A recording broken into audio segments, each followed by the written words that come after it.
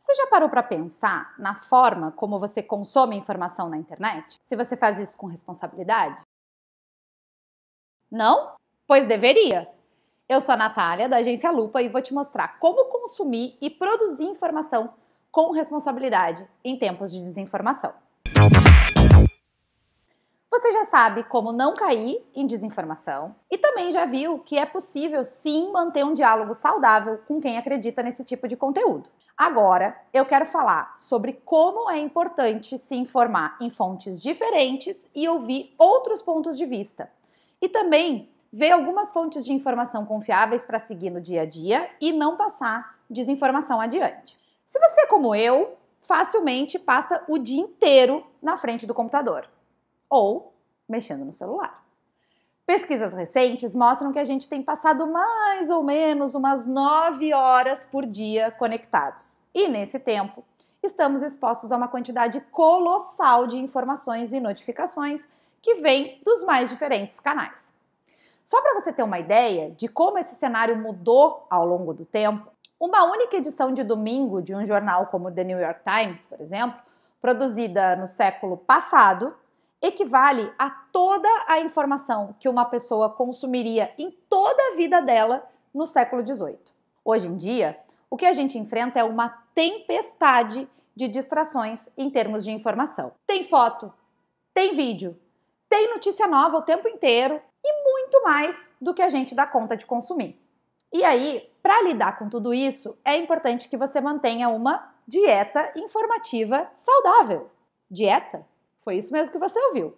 A dieta informativa nada mais é do que o cardápio de fontes de informação que você consome por dia. E não é muito difícil a gente traçar um paralelo com os outros tipos de dieta que você já conhece. Então vamos lá. Você sabe que, em termos de alimentação, é preciso que tenha um equilíbrio, certo?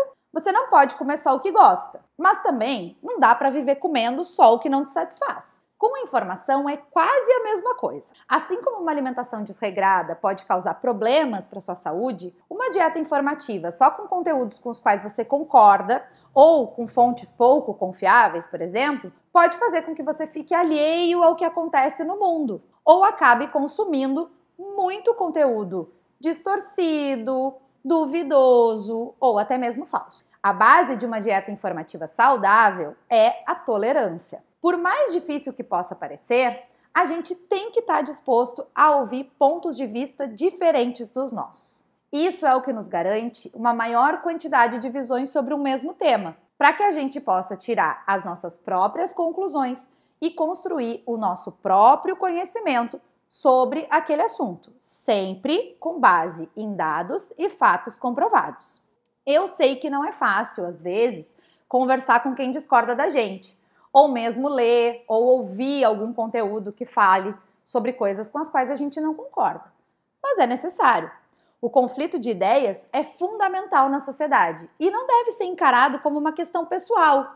Ou seja, não é porque a pessoa discorda de você que ela não gosta de você, ou mesmo que ela quer entrar numa briga.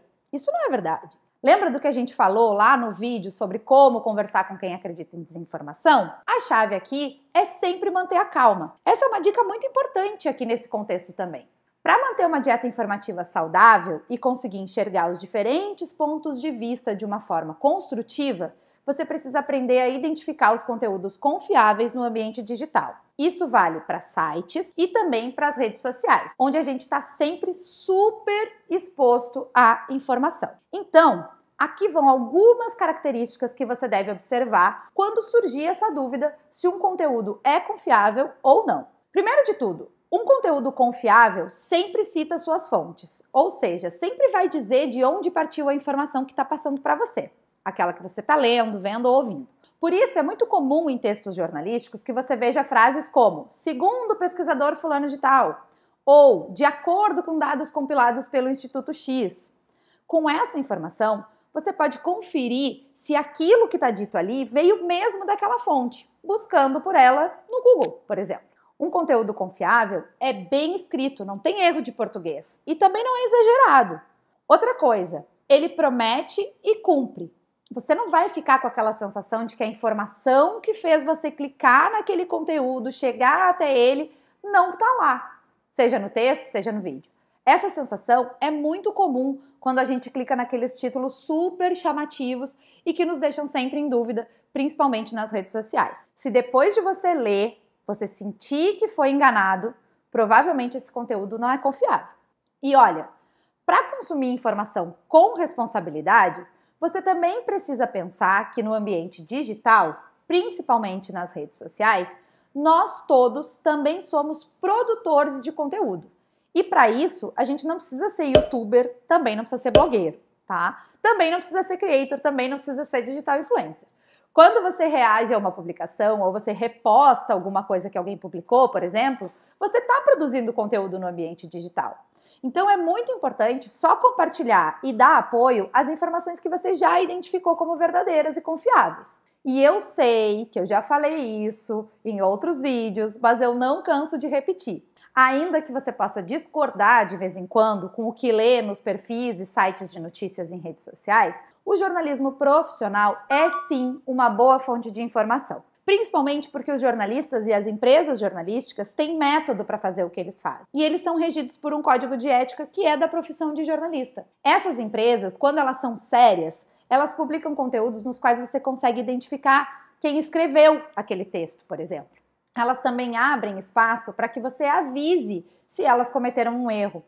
E quando você faz isso, e elas de fato estão erradas, elas corrigem a informação e avisam que erraram. Os conteúdos jornalísticos não são a opinião do jornalista, mas sim o resultado de um trabalho de investigação, de checagem de informações e de entrevistas que têm como objetivo espelhar a realidade.